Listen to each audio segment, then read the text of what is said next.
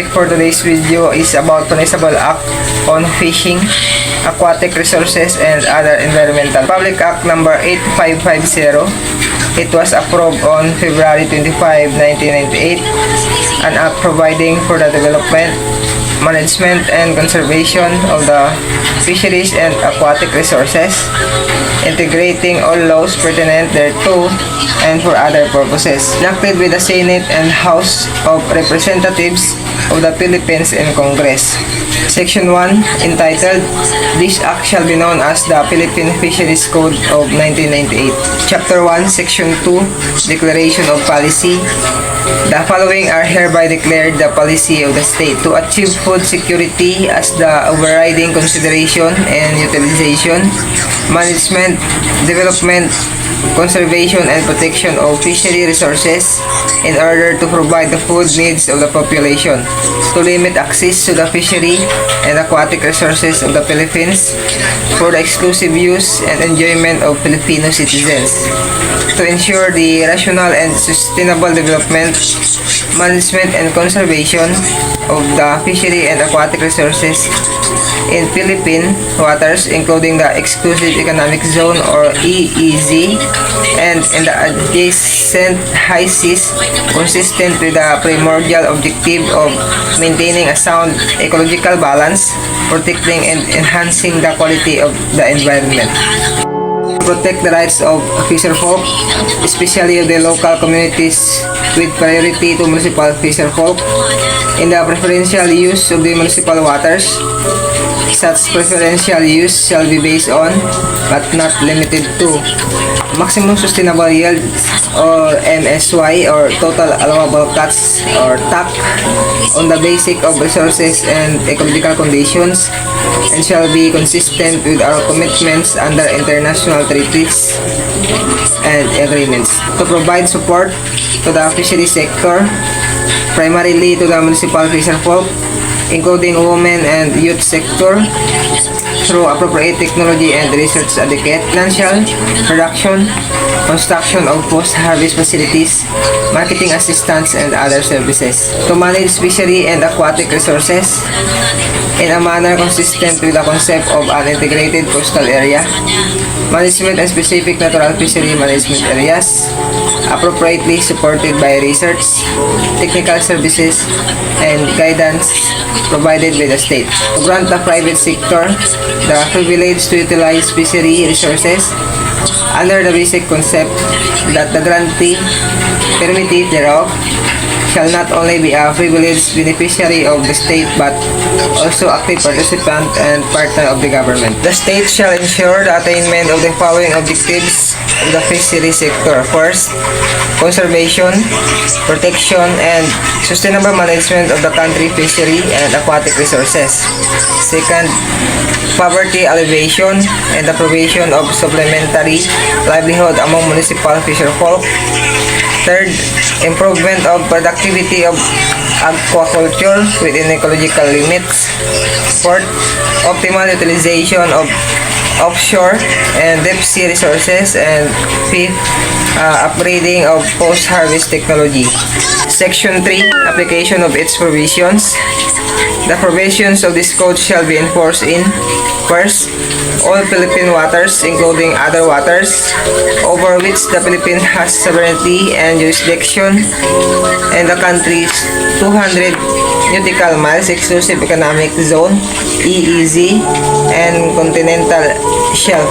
Number 2, all aquatic and fishery resources, whether inland, coastal, or offshore fishing areas, including but not limited to fish ponds and cages. Third, all lands devoted to aquaculture or businesses and activities relating to fishery, whether private or public lands.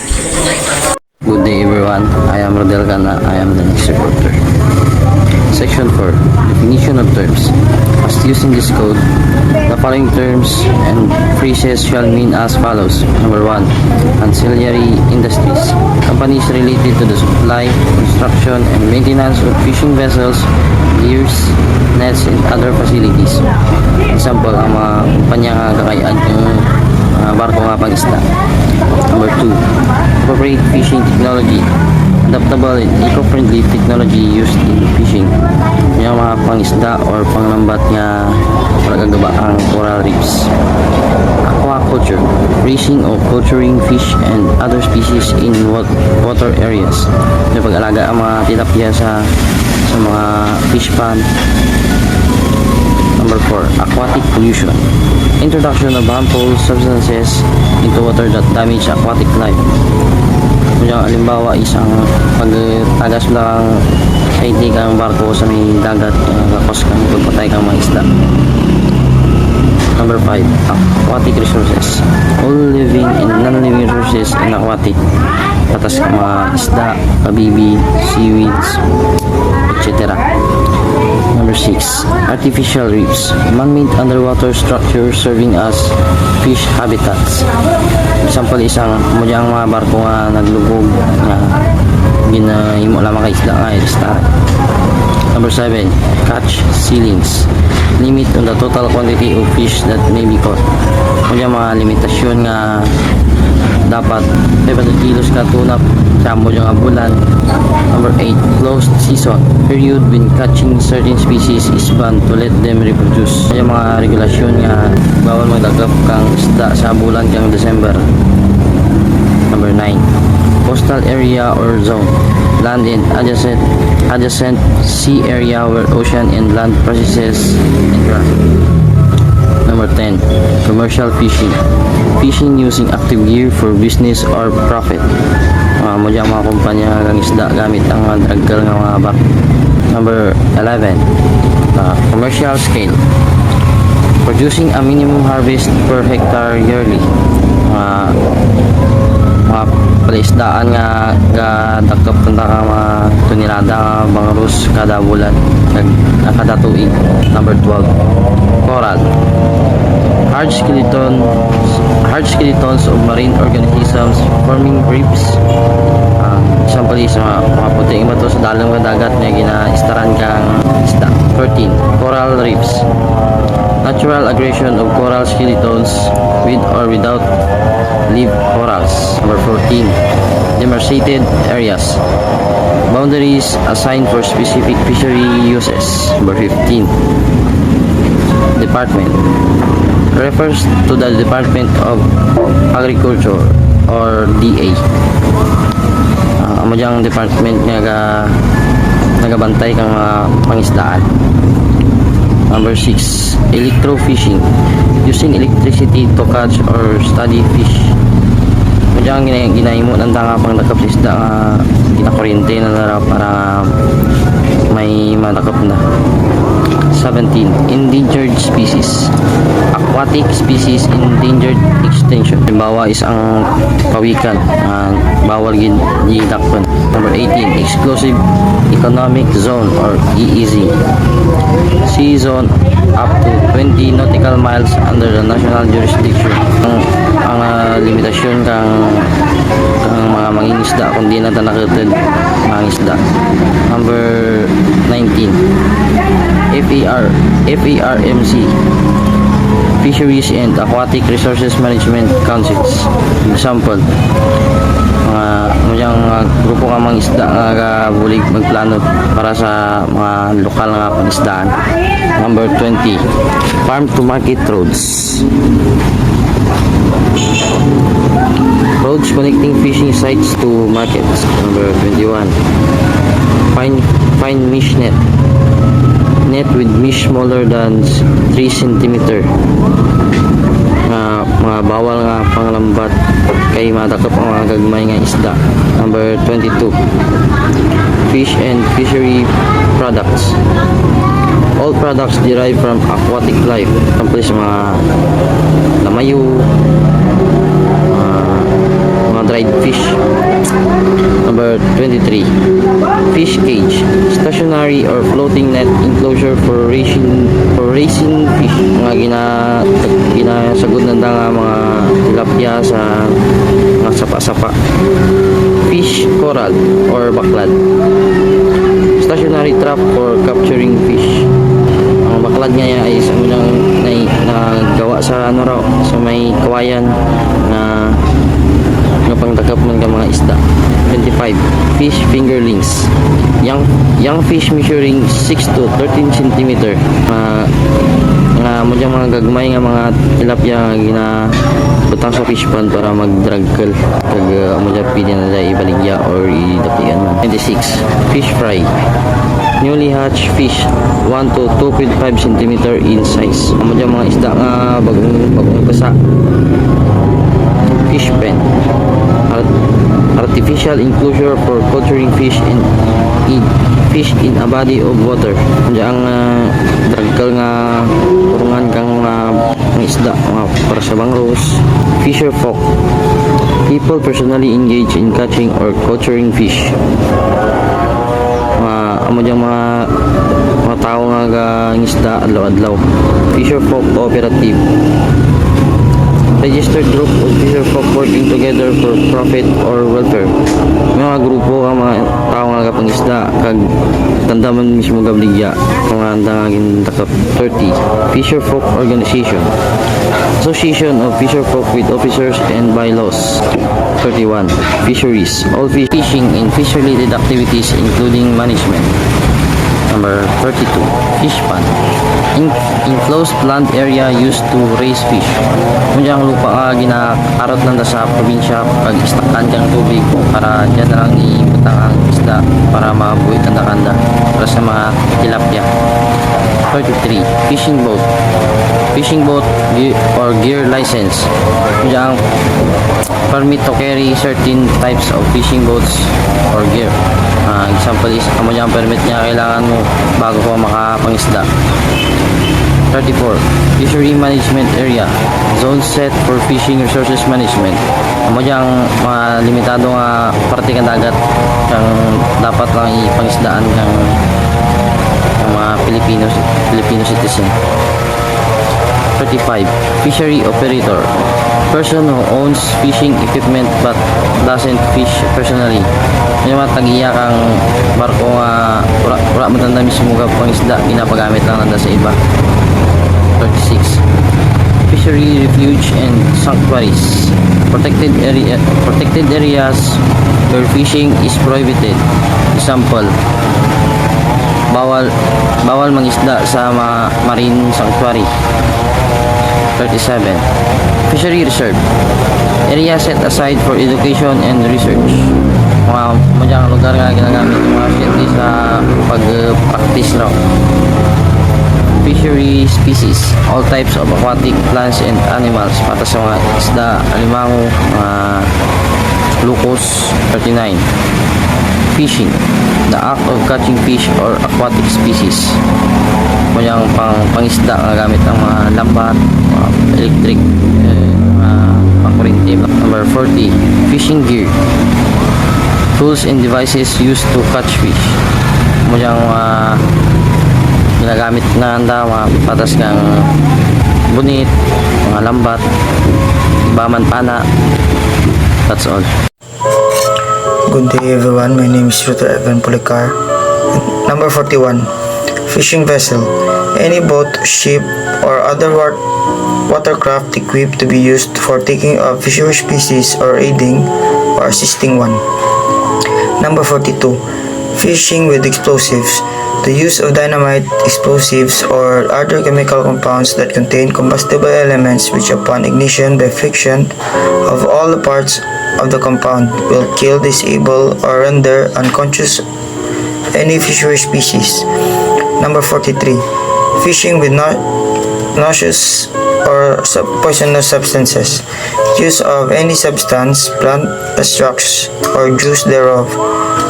Sodium cyanide or cyanide compounds or other chemicals either in raw processed form, harmful or harmless to human beings, which will kill or render unconscious any fishery species and aquatic sources, incapable of damaging and altering the natural habitat. Number 44. Fish worker. Person regularly or not regularly employed in commercial fishing and related industries, whose income is either wage, and including those working in fish pens, fish cages, fish traps, fish ponds, fish ports, and fish processing. Number 45. Food security refers to any plan, policy, or strategy aimed to ensuring adequate supplies of appropriate food and affordable prices. Number 46. Foreshore land, string of land margining a body of water, the part of seashore between the low water line, usually at the seaward margin of low tide terrace, and the upper limit of the wave wash at a high tide, usually marked by a beach scarp or berm. Number 47. A fully developed fish pond area, clean leveled area enclosed by dikes at least 1 foot higher than the highest floodwater level in the locality and strong enough to resist pressure at the highest flood tide. Number 48. Inland fishery, the freshwater fishery and brackish water fish ponds. Number 49. Lake, inland body of water, an expanded part of a river or a lake basin, intermittently or formerly covered by water. Number 50. Limited access, a fishery policy by which system equitable resource and allocation is established by law through fishery rights granting and licensing procedure as provided by this code. Number 51. Mangroves, a community intertidal plants including all species of trees, shrubs, vines, and herbs found in the coast swamps or border of swamps. Number 52. Maximum sustainable yield, or MSY, is the largest average quantity of fish that can be harvested from resource within a period of time. Number 53. Migratory species refers to any fishery species which in the course of their life could travel from freshwater to marine water or vice versa, or any marine species which travel over the great distances in waters of ocean as part of the burial adoption for survival and speciation. Number 56. Municipal fisherfolk, persons who are directly or indirectly engaged in municipal fishing and other related fishing activities. Number 57. Municipal fishing refers to fishing within municipal waters using fishing vessels or 3 gross tons or less, or fishing not requiring the use of fishing vessels. Number 58. Municipal waters include not only streams, lakes, inland bodies of water, and tidal waters within municipality, which are included within the protected areas as defined under Republic Act 7586, the NIPES law, public forests and timberlands, forest reserves, and fishery reserves, but also marine waters included between the two lines drawn perpendicular to the general coastline from points where the borderlines of the municipality touch the sea at low tide on the third line parallel with the general coastline, including offshore islands, and 15 kilometers from such coastline. Number 59. Non-governmental organization or NGO, an agency or a group of persons whose purpose is to assist people, organizations in various including but not limited to organizing, education, training, research, and resource assessing. Number 61. Pearl farm lease, public waters leased for the purpose of producing cultured pearls. Number 62. People organization, a bona fide association of citizens with demonstrated capacity to promote the public interest and with identifiable leadership. Number 63. Person, the natural or juridical entities such as individuals, associations, or corporations. Number 64. Philippine waters, include all body of waters within the Philippine territory such as lakes, rivers, streams, creeks, brooks, ponds, swamps, lagoons, gulfs, bay, and seas, and other bodies of water is now existing or which may hereafter existing provinces, cities, municipalities, and barangays, and the waters around, between and connecting the islands of the archipelago regardless of their breadth and dimensions, their territorial sea and the seabeds, the insular shelves, and all the other waters over which the Philippines has sovereignty and jurisdiction, including the 200 nautical miles exclusive economic zone and other continental shelf. Number 65. Post-harvest facilities. These facilities include but not are limited to fish fort, fish land, ice plants, and cold storages, fishing processing plants. Number 67. Resource rent. The difference between the value of the products produced from the harvesting a publicly owned resource less the cost of producing it, where cost includes the normal return to capital and normal return to labor. Number 68. Sea farming. The stocking of natural or hatchery-produced marine plants or animals under controlled conditions for purposes of rearing and harvesting, but not limited to commercially important fishes, mollusks, such as pearl and giant clam culture, including seaweeds and seagrasses. Number 69. Sea ranching. The release of young fishery species reared in hatcheries and nurseries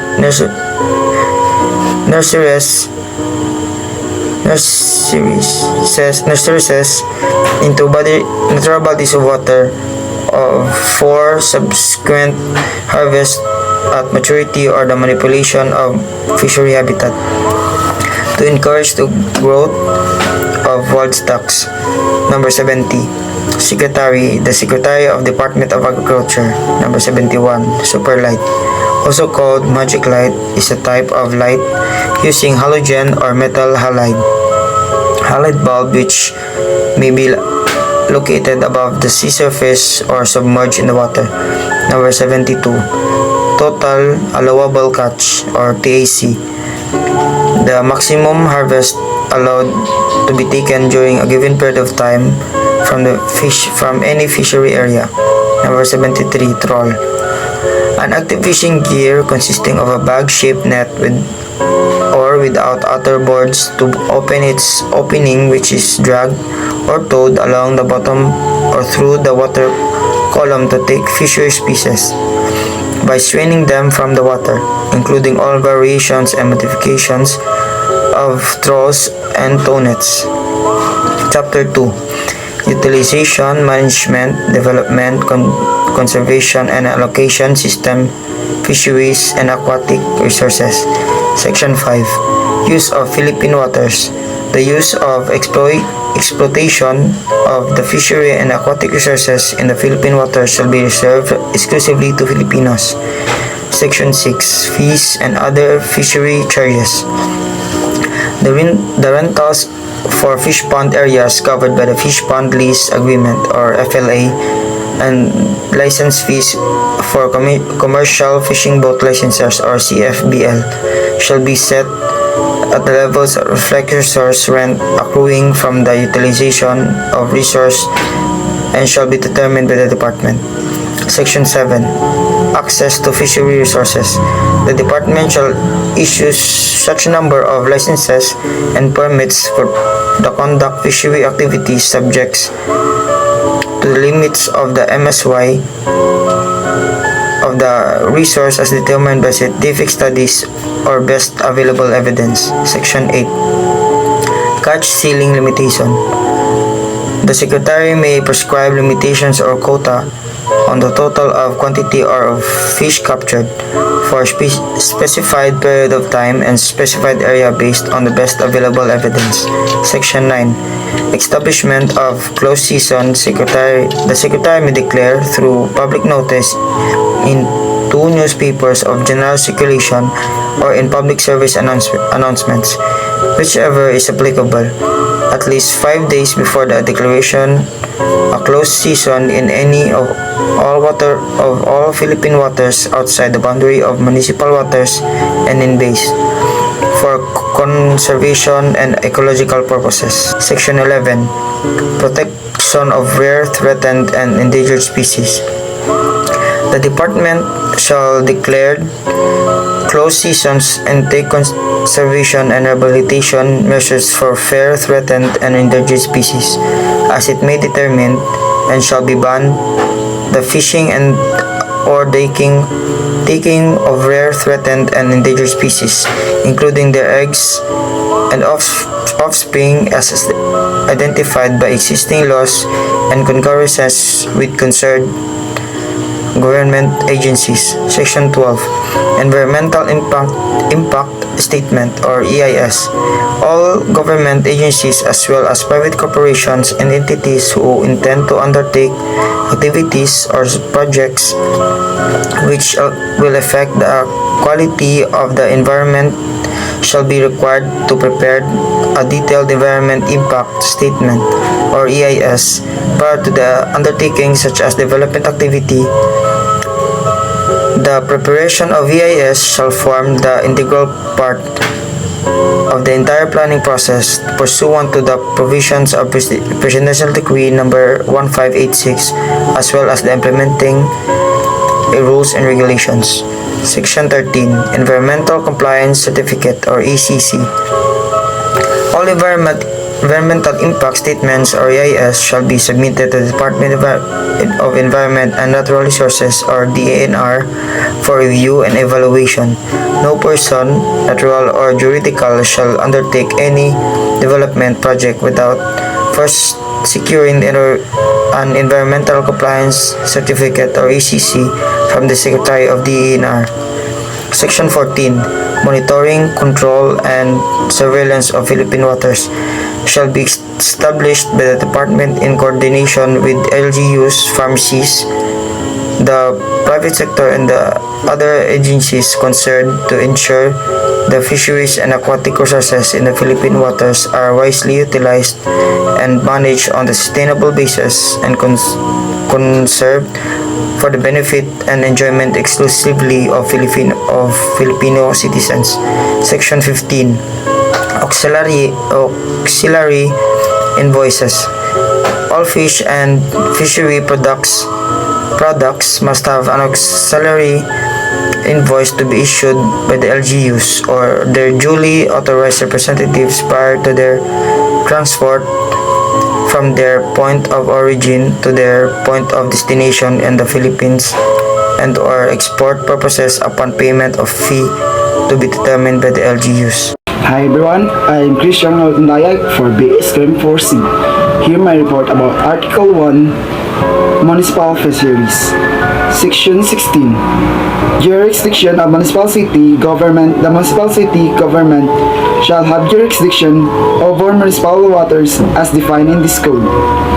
Municipal city government may, in consultation with the pharmacy, enacted appropriate ordinance for this purpose and this accordance with the national fishery policy.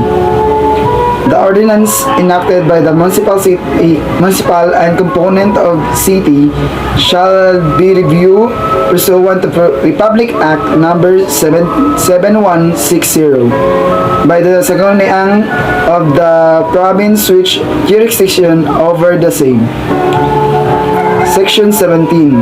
Grant of fishing privilege in municipal waters.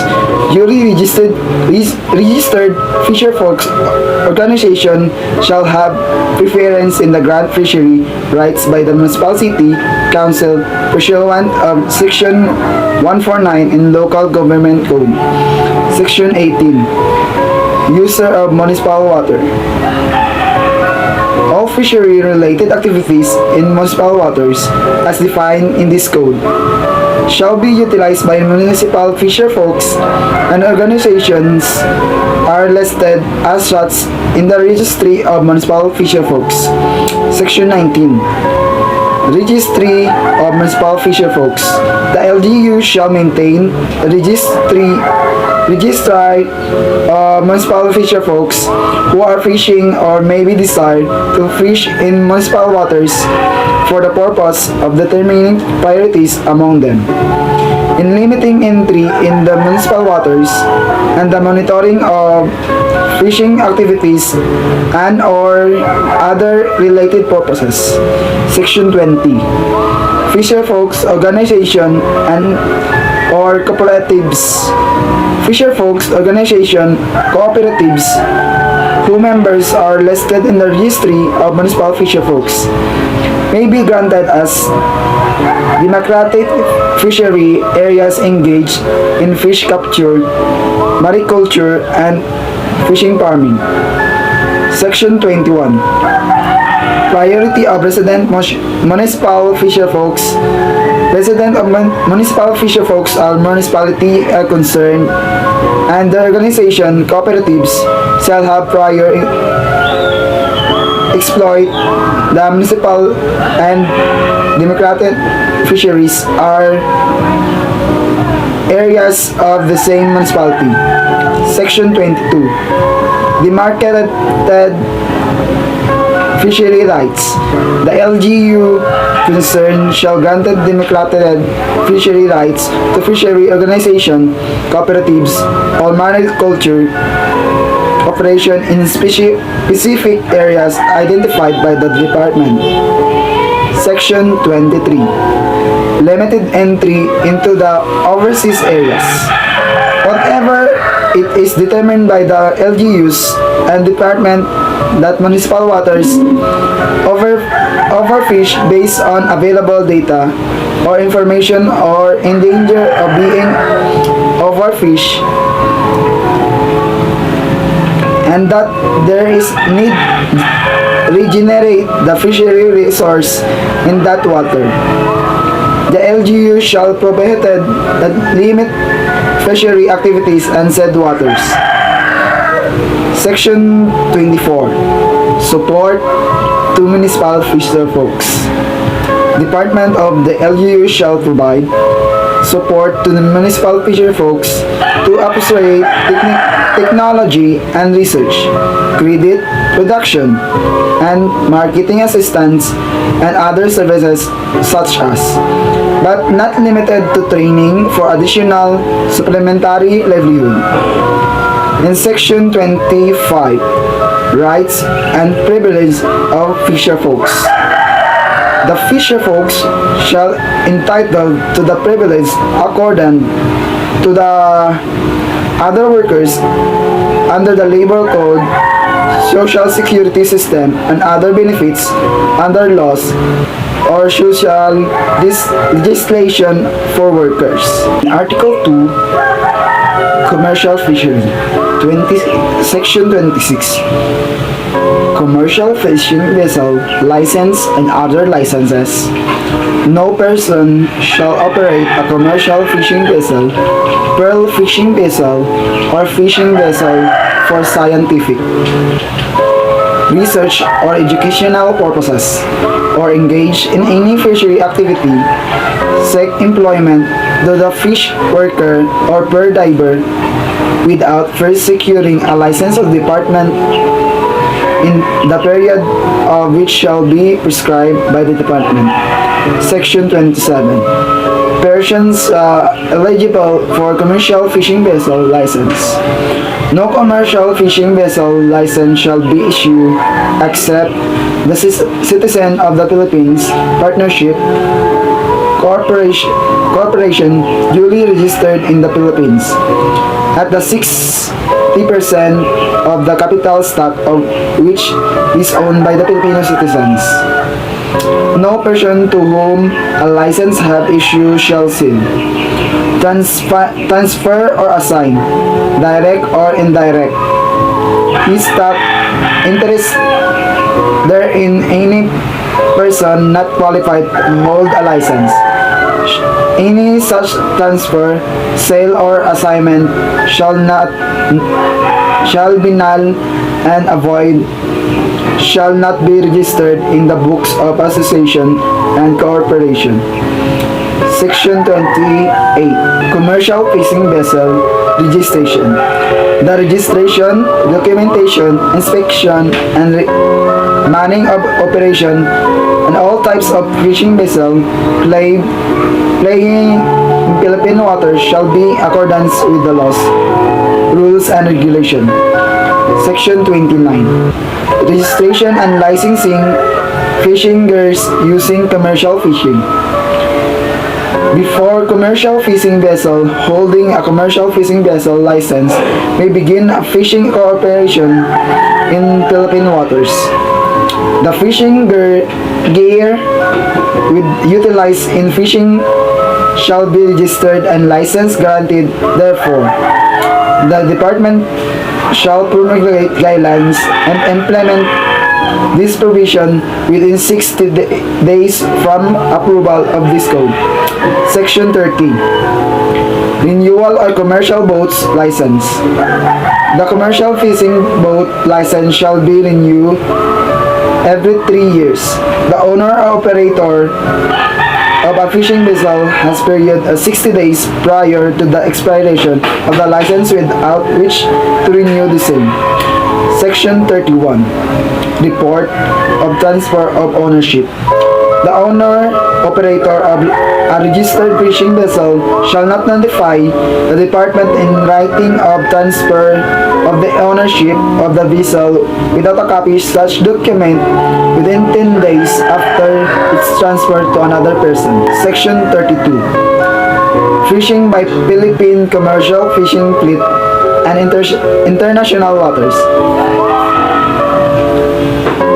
Fishing vessel Philippine registry operate international waters with countries allows such fishing operation provide that comply safety manning and other requirements of the Philippine Coast Guard, Maritime Industry Authority, and other agency concerned, provided, however, that they secure international fishing permit and certificate of clearance from department. Section 33. Importation of fishing vessels or construction of new fishing boats. Prior to the importation of fishing vessels and the construction of the new fishing vessels, the approval clearance of the department must be obtained. Section 26. Complement of fishing vessel. Every commercial fishing vessel of Philippine registry, when actually operated, shall be manned accordance with the requirements of the Philippine Merchant Marine Rules and Regulation. Section 37. All fishing vessels shall provide adequate medical supplies and life-saving device to determine the optional safety health center. Section 38. Reportorial requirements. Each commercial fishing vessel shall keep a daily record of fish catch, spoilage, landing points, and quantity and the value of fish caught and offloaded from transshipment, sale to other disposal. Section 39. Reports of meteorological and other data. The vessel and the crafts passing navigational lanes or engaged a fisher activity shall be required contribute meteorological and other data and shall be assist the department in documentation or reporting of information vital to navigational and fishing industry. Section 40. Color code radio frequency. For the administration of efficiency and enforce of regulations, registered fishing vessel shall bear a color code as may be determined by the Department of the and may be assigned of radio frequency specific and distinct to its area of operation. Section 41. Passage. Commercial and other passage not in the regular conduct fishery activity shall make distinct navigational lanes. Section 42. Transshipment. Foreign fishing vessels wishing to avail of land air and sea facilities available in the Philippines to transport fishing products with SCAF outside the Philippines territorial waters to its final destination shall can only duly designate a government owned or controlled regular fish port complex after securing clearance from the department. Section 43. Operation of radio communication facilities on board fishing vessel. The department shall be to promulgate guidelines in the operation of radio communication facilities on board fishing vessel and assignment of the radio frequencies specific and distinct of the area operation in coordination with the National Telecommunication. Section 48.4. Use the super light. The number wattage of super lights used to commercial fishing vessel shall be promulgated by the department, provided that the use of super lights is banned with municipal waters and bays. Good day everyone, I am Adrian Flores, the next reporter of group number 7. Proceed kita sa aquaculture. So, aquaculture, amo dya ang pagpanakip ka mga isda sa ginabawalan nga parte kang dagat. Kay tengad ang diyang parte kang dagat is ginapaduro ang mga similya kang isda para nga sa pira ka adlaw mag-harvest kita bukata nati ahat sakto ana nga size or kabahulen kang isda. May example ako rin sa amin sa may Patnongon sa Barangay Igbarawan. May portion dyan raan kang dagat nga ginabawalan yun ang pag panglaya bla or pag gamit kang screen nga nintak kay tenged mabuol ang mga similya. Pwede ka pamunit pang darapli pero bawal gid magamit kang mga fishing net. Okay, so proceed kita sa may section 45. Disposition of public lands for fishery purposes. Public lands such as tidal swamps, mangroves, marshes, foreshore lands, and ponds suitable for fishery operations shall not be disposed or alienated. Upon effectivity of this code, FLA may be issued for public lands that may be declared available for fishing development, primarily to qualified fisherfolk, cooperatives, and associations. Provided, however, that upon the expiration of existing FLAs, the current leases shall be given priority and be entitled to an extension of 25 years in the utilization of the respective leased areas. Section 49. Reversion of all abandoned, undeveloped, or underutilized fish ponds.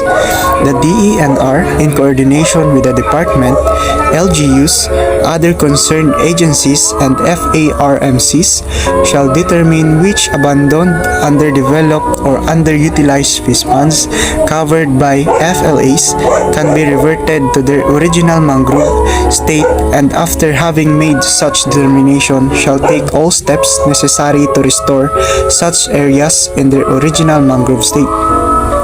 Section 50. Absentee fish pond list agreement holders. Holders of fish pond list agreements who have acquired citizenship in another country during the existence of the FLA shall have their lease automatically cancelled and the improvements thereon to be forfeited in favor of the government and disposed of in accordance with rules and regulations promulgated thereon. Section 51. License to operate fish pens, fish cages, fish traps, and other structures for the culture of fish and other fishery products.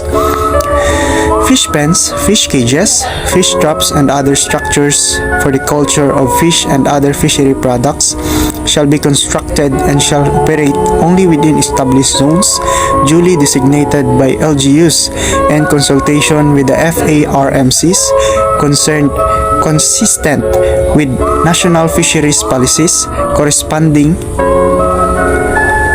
after the corresponding licenses thereof have been secured. Section 53. Grant of privileges for operations of fish pens, cages, corrals, or traps and similar structures. No new concessions, licenses, permits, leases, and similar privileges for the establishment of operation of fish pens, fish cages, fish corrals, or traps and other similar structures in municipal areas shall be granted except to municipal fisher folk and their organizations. Section 55. Non-obstruction to navigation. Nothing in the foregoing sections shall be construed as permitting the lessee, licensee, or permittee to undertake any construction which will obstruct the free navigation in any stream, river, lakes, or bays flowing through or adjoining the fish pens, fish cages, fish traps, and fish ponds, or impede the flow of the tide to and from the area. Section 56. Non-obstruction to define migration paths. Nothing in the foregoing sections shall be construed as permitting the lessee, permittee, or licensee to undertake any construction which will obstruct any defined migration path of migratory fish species such as river mouths and estuaries with a distance determined by the concerned LGUs in consultation with and upon the recommendation of the FARMCs. Section 57. Registration of fish hatcheries and private fish ponds and etc. All fish hatcheries, fish breeding facilities, and private fish ponds must be registered with the LGUs, which shall prescribe minimum standards for such facilities in consultation with the department. Article 4. Post-harvest facilities, activities, and trades. Section 59. Establishment of post-harvest facilities for fishing communities. The LGUs shall coordinate with the private sector and other concerned agencies and FARMCs in the establishment of post-harvest facilities for fishing communities such as, but not limited to, municipal fish landing sites, fish ports, ice plants and old storage, and other fishing processing establishments to serve primarily the needs of municipal fisher folk, provided that such post-harvest facilities shall be consistent with a comprehensive post-harvest and ancillary industries plan. Section 60. Registration and licensing of all post-harvest facilities. All post-harvest facilities such as fish processing plants, ice plants, and cold storages, fish ports or landings, and other fishery business establishments must register with and be licensed by the LGUs, which shall prescribe minimum standards for such facilities in consultation with the department. Chapter 3. Reconstitution of the Bureau of Fisheries and Aquatic Resources and creation of Fisheries and Aquatic Resource Management Councils. Article 1. Reconstitution of the Bureau of Fisheries and Aquatic Resources. Section 63.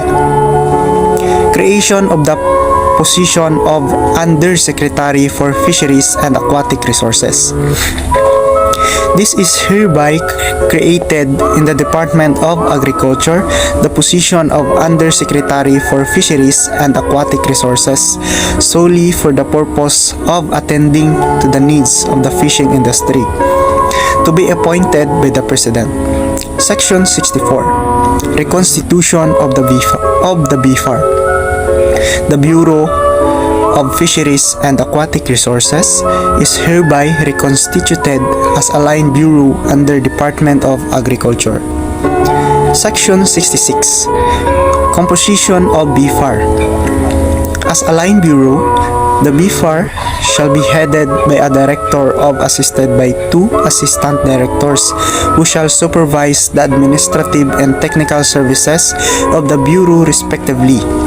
It shall establish regional, provincial, and municipal offices as may be appropriate and necessary to carry out effectively and efficiently the provisions of this code. Article 2. The Fisheries and Aquatic Resources Management Councils or FARMCs. Section 68. Development of fisheries and aquatic resources in municipal waters and bays.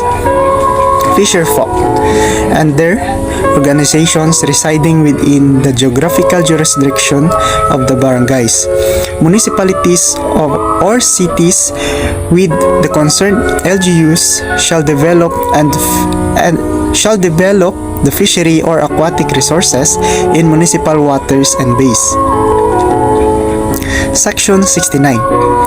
Creation of Fisheries and Aquatic Resources Management Councils or FARMCs. FARMCs shall be established in the national level and in all municipalities or cities abutting municipal waters and defined by this code. The FARMCs shall be formed by fisherfolk organizations or cooperations and NGOs in the locality and be assisted by the LGUs and other government entities. Before organizing FARMCs, the LGUs, NGOs, fisherfolks, and other concerned POs shall undergo consultation and orientation on the formation of FARMCs. Chapter 4. Fisheries, Reserves, Refuge, and Sanctuaries. Section 80. Fishing areas, reserves for exclusive use of government. The department may designate area or areas in Philippine water beyond 15 kilometers from shoreline as fishery reservation for the exclusive use of the government or any of its political subdivisions. Agencies or instrumentalities for propagation, educational, research, and scientific purposes. Section 81. Fish refuge and sanctuaries. The department may establish fish refuge and sanctuaries to be administered in the manner to be prescribed by the BFER at least 25% but not more than 40%. Obeys for shore lands, continental shelf, or any fishing ground shall be set aside for the cultivation of mangroves to strengthen the habitat and the spawning grounds of fish. Within these areas, no commercial fishing shall be allowed. All marine fishery reserves, fish sanctuaries, and mangrove swamp preservation already declared or proclaimed by the President or legislate by the Congress of the Philippines shall be continuously administered and supervised by the concerned agency. Chapter 5. Fisheries Research and Development. Section 82. Creation of the National Fisheries Research and Development Institute, NFRDI, in recognition of the important role of fisheries research in the development, management, conservation, and protection of the country's fisheries and aquatic resources. There is hereby create a National Fisheries Research and Development Institute. Chapter 6. Prohibitions and Penalties. Section 86. Unauthorized fishing or engaging in other unauthorized fisheries activities. No person shall exploit, occupy, produce, breed, culture, capture or gather fish, fry or fingerlings or any fishery species or fishery products, or engage in any fishery activity in Philippine waters without a license, lease or permit. Discovery of any person in an area where he has no permit or registration for a fishing vessel shall constitute a prima facie presumption that the person and or vessel is engaged in unauthorized fishing, provided that fishing for daily food sustenance or for leisure which is not for commercial occupation or livelihood purposes may be allowed. Any commercial fishing boat captain or 3 highest officers of the boat who commit any of the above prohibited acts upon conviction shall be punished by a fine equivalent to the value of catch or 10,000 pesos, whichever is higher, and important, of 6 months, confiscation of catch and fishing gears, and automatic revocation of license. It shall be unlawful for any person not listed in the registry of municipal fisher folk to engage in any commercial fishing activity in municipal waters. Any municipal fisher folk who commits such violation shall be punished by confiscation of catch and a fine of 500 pesos. Section 87. Poaching in the Philippine waters. It shall be unlawful for any foreign person, corporation, or entity to fish or operate in a fishing vessel in Philippine waters. The entry of any foreign fishing vessel in Philippine waters shall constitute a prima facie evidence that the vessel is engaged in fishing in Philippine waters. Violation of the above shall be punished by a fine of 100,000 US dollars in addition to the confiscation of its catch, fishing equipment, and fishing vessel, provided that the department is empowered to impose an administrative fine of not less than $50,000 but not more than 200,000 US dollars or its equivalent in the Philippine currency. Section 88. Fishing through explosives, noxious or poisonous substance and or electricity. It shall be unlawful for any person to catch, take, or gather or cause to be caught, taken, or gathered fish or any fisheries species in Philippine waters with the use of electricity, explosives, noxious or poisonous substance such as sodium cyanide in the Philippine fishery areas, which will kill, stupefy, disable, or render unconscious fish or fishery species.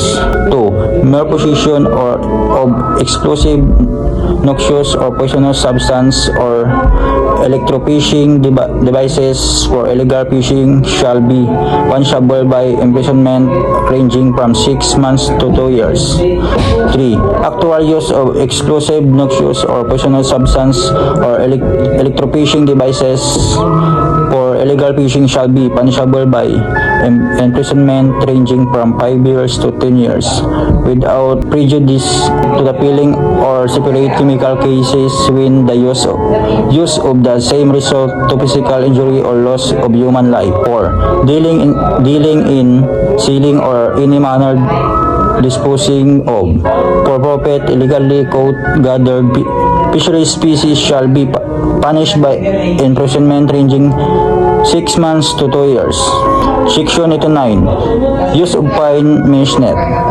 It shall be unlawful to engage in fishing using nets with mesh smaller than that which may be fixed by the department, provided that the prohibition on the use of fine mesh net shall not apply to the gathering of fry, glass eels, albers, abuse and alamang and such species which by their nature are small but already mature to be identified in the implementing rules and regulations by the department.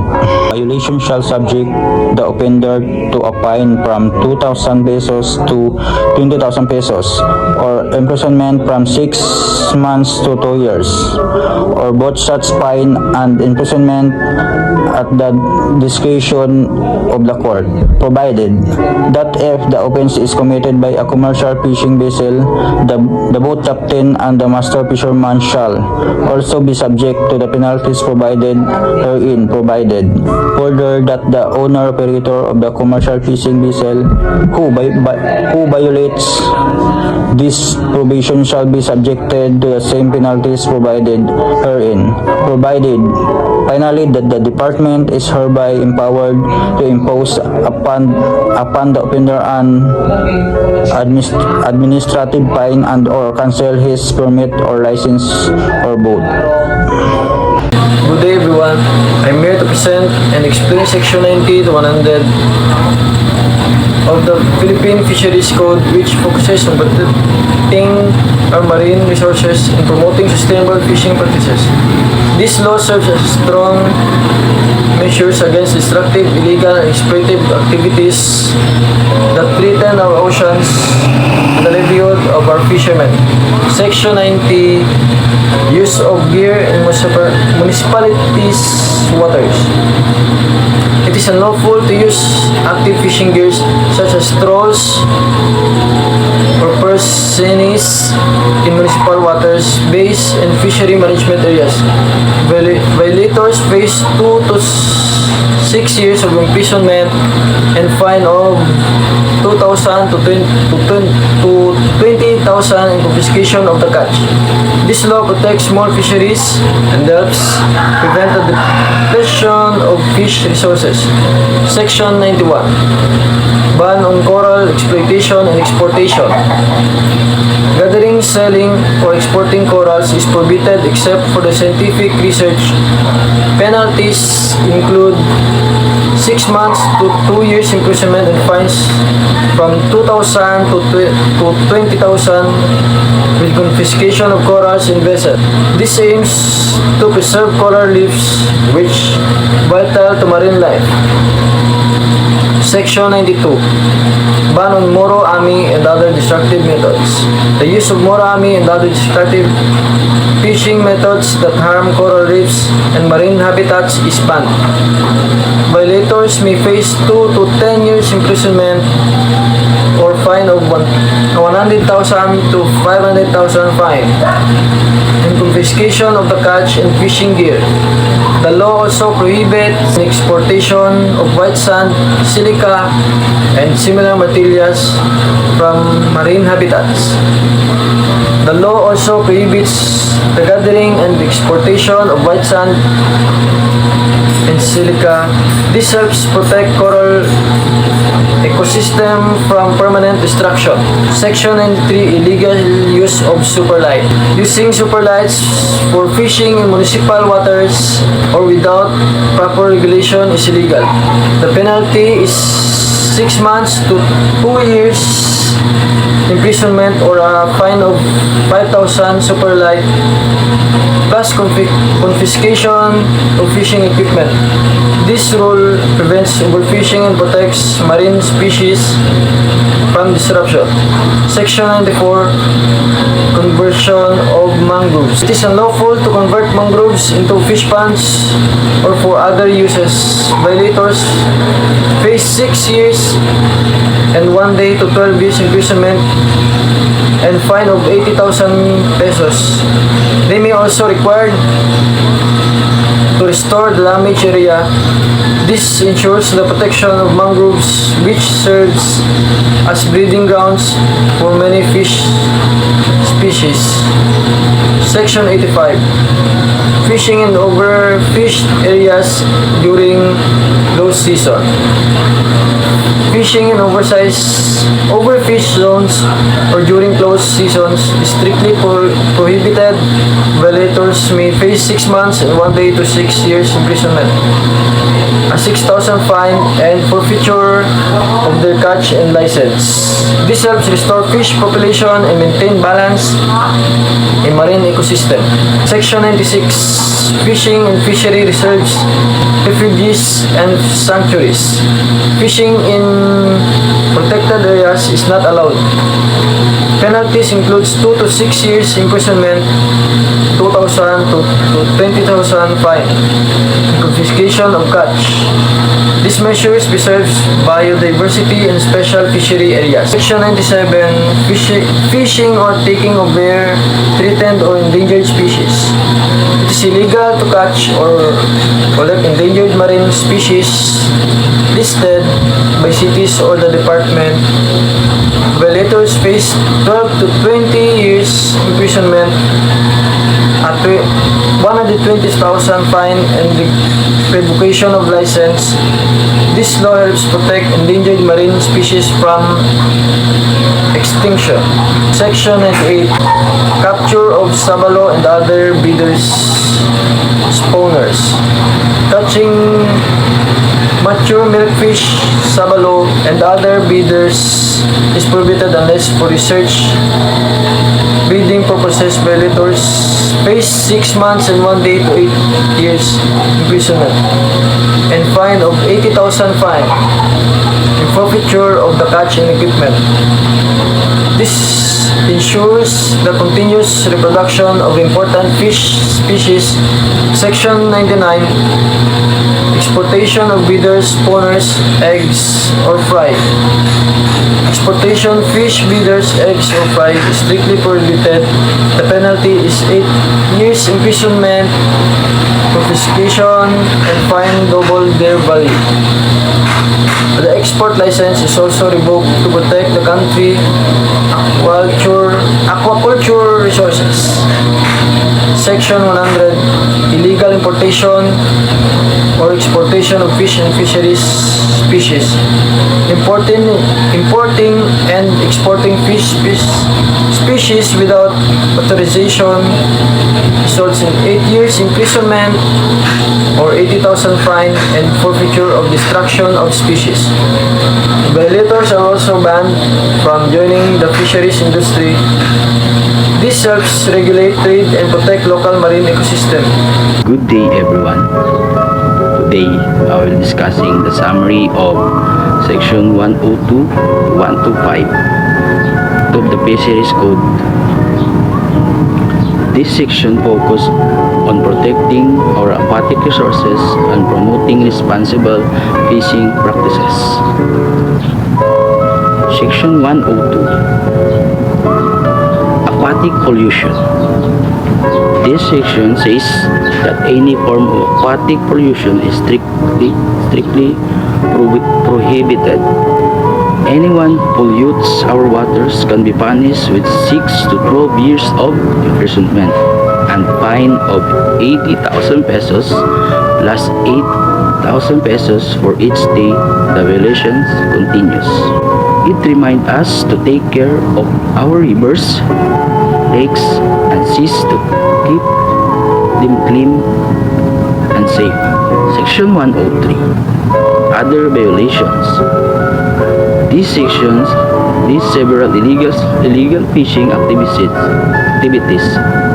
such as not following safety standards for fishing boats, failing to submit yearly reports on fish ponds or fish cage, selling or catching undersized shellfish, blocking the flow of rivers or the sea, and operating fish pens or traps without a permit. Violators can be fined, imprisoned, or both, and their equipment may also confiscated by the government. Section 104. Employment of unlicensed fisherfolk. Fishing operators who hire unlicensed fisher or crew members will be fined 500 to 1,000 pesos per person for every month of employment. This ensures that all workers in the fishing industry are trained and qualified. Section 105. Obstruction of migration paths. Blocking the natural parts of migratory fish is not allowed. Those who do so may face 7 to 12 years in prison or pay fines from 50,000 to 100,000 pesos. They must also remove the obstruction at their own expense. Section 106. Obstruction to law enforcement officer. Anyone who prevents or hinders a fishery law officer from performing their duty will be fined 10,000 pesos and their license or registration will be cancelled. Section 107. Administrative orders. This section allows the department, together with the local government units and fishery council, to create rules and policies that promote conservation and sustainable fishing. Section 108. Fisher folk settlement areas. The government will be established settlement areas near fishing grounds to support local fisher folks and make their livelihood easier. Section 118. Educational campaign. This section focuses on education. The department, together with CHED, PECS, and PIA, will lead programs that teach the public about environmental care, sustainable fishing, and their proper use of marine resources. Section 121. Protection of technical information. The department must protect important trade and research information to help Filipino fishery business stay competitive. Section 123. Charting of navigational lanes. The National Mapping and Resource Information Authority, or NAMRIA, will map out navigational lanes to make sea travel safer and more organized. Section 124. Authorized enforcement officers. Different law enforcement groups like the Coast Guard, the Navy, and the PNP, and even trained local officers are allowed to enforce fishery laws to ensure compliance and protection of marine resources. Section 125. Strengthening prosecution. Finally, the Department of Justice will be strengthening the prosecution of violators by training more prosecutors and ensuring that those who break the law are properly punished. Conclusion. In summary, this section of Fishery Code aims to protect our waters, regulate fishing activities, and promote sustainable practices. They remind us that caring for our aquatic environment is not just the government job, but everyone's responsibility. Thank you. Chapter 8. Transitory Provisions. Section 128. Moratoria. The department shall, upon the recommendation of the Bureau, have the power to declare a moratorium on the issuance of licenses for commercial fishing vessels to operate in specified area or areas in Philippine waters for a limited period of time if there are indications of overfishing brought about by a decrease in the volume and sizes of fish caught therein or for conservation of ecological purposes. No new licenses and similar privileges on exploitation of specific fishery areas in the Philippines waters or aquaculture production areas shall be issued in accordance with this code. Such moratoria shall not exceed 5 years from the effectivity of this code. Section 129. Formulation of implementing rules and regulations.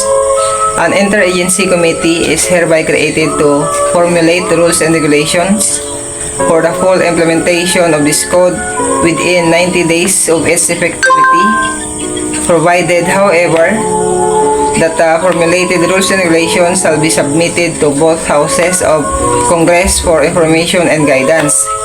Such rules and regulations shall take effect upon publication in a newspapers or general circulation.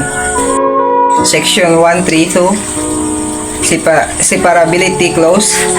If any portion or provision of this code is declared unconstitutional or invalid, the other portions of provision thereof which are not affected hereby shall continue in full force and effect. Section 133, Effectivity. This code shall take effect 15 days after its publication in the official gazette or in 2 newspapers or general publications.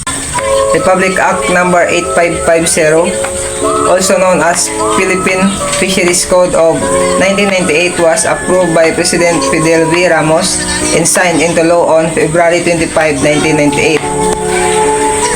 Example of local cases: an illegal fishing case was filed in September 2021 against fishing vessels and its crew for using a destructive danisin or hulbot in the municipal waters of Patmongan, Antique.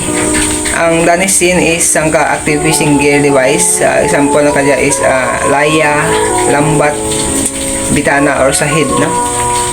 Details of Patmongan case.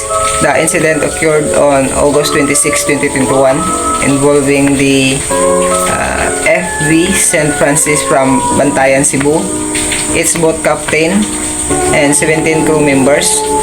The use of danisin fishing gear is a violation of Philippines Fisheries Code or RA 8550. As a result, both a criminal complaint and an administrative case for violating the ban on sin fishing, Fisheries Administrative Order 246-1 were filed. Other Republic Act Number 8550 concerned in Antique. Republic Act Number 8550 is also relevant here in Antique concerning aquatic pollution such as the 2023 Kaluya oil spill, where an environmental group supported calls for compensation from the responsible party. Additionally, issues of illegal, unreported and unregulated fishing and poor enforcement have been noted in areas near Antique. This act also mandates the management of marine protected areas, which communities in Antique like San Jose actively participates in to protect coastal resources and address violations. Enforcement challenges. Public Act Number 8550, the Philippine Fisheries Code faces challenges including inadequate resources, lack of coordination between national and local agencies, and limited public awareness. Specific challenges include insufficient manpower for patrol and monitoring, difficulties among local government units or LGUs, and illegal fishing activities persisting due to socioeconomic factors and defiance by some stakeholders. Resource and capacity issues. First, limited resources. Sa pag-implement kang batas, makahadlang ang kulang nga pondo, kulang sa mga tinaho, kag kulang sa mga gamit. Ilabi rin gid mga gamit nga pampatrol o pampasurvey sa dagat. Number 2, coordination challenges. Bagaman desentralisado ang batas ng pamamahala sa mga LGUs o local government units, ito ay maaaring humantong sa hindi pantay na pagpatupad at kulang sa koordinasyon sa tanga kang atan nga mga national agencies patas kang BIFAR o Bureau of Fisheries and Aquatic Resources. Third, socioeconomic pressure. Ang halina naga ang atan mga fisherman or mga isda nakabaylar kang ginatawag nga illegal fishing ay halimbawa, una, dahil sa kapigaduhon, wala ti permanente nga obra. So kung wala ang dati obra, wala man ti kwarta nga gamitin sa anda pang adlaw nga mga kinahanglanan. Number 4 is public awareness. Another challenges is due to lack of awareness. Halimbawa, ang mga lokal natin nga mga mangingisda is wala kamaan ka mga rules and regulations regarding sa proper and legal fishing. So dahil sa lack of public awareness, mabudlayan tanda makasunod. Next is outright defiance. Halimbawa, ang mga fisherman or mga fishing companies natin, gali no? Although bisan nakamaan man kalayi or may idea man tanda about sa mga RA 8550 or Public Act number 8550, pero wala da ginasunod kag padayon naman gyapon nila obra ang ginatawag nga illegal nga pagpangisda. Implementation challenges. First, decentralized responsibilities. Kapag implement kang Republic Act 8550, kailangan ang ating mga LGUs o local government units is mahimo ka mga ordinansa para maging effective ang pagpatupad kang mga layi sa nasari-sari ng mga areas. Second, data and information gaps. Sa data and information gaps, halimbawa, ang ating mga local government units o LGUs need na i-monitor kag i-check kung nakarehistro ang mga baroto or pump boat kang atong mga fisherman, which are essential sa proper management about the laws. Third, complexity of the law. Yes, ang atong mga layi is tama ka complex or budla intindihan kag mostly ang atong mga fisherman nga mga ordinaryo ay lack of knowledge regarding sa provision kang atong layi. Potential solutions. First, provide more stable and seasonal alternative income sources for coastal communities. Second, conduct regular information campaigns to raise public awareness and promote compliance. Third, strengthen coordination between national and local government agencies responsible for fisheries management and enforcement. Fourth, develop and implement capability building programs for local government units and fisher folk. Public Act number 8550 or the Philippine Fisheries Code of 1998 brought significant positive impact or changes by establishing a framework for sustainable fisheries management and addressing overfishing and illegal practices. The primary implementing agencies for punishable acts on fishing, aquatic resources, and environmental laws in the Philippines is the BFAR or Bureau of Fisheries and Aquatic Resources under the Department of Agriculture, other agency like ENR or the Department of Environment and National Resources and LGU, local government units, also have roles in enforcement, particularly for broader environmental laws and those within municipal waters respectively.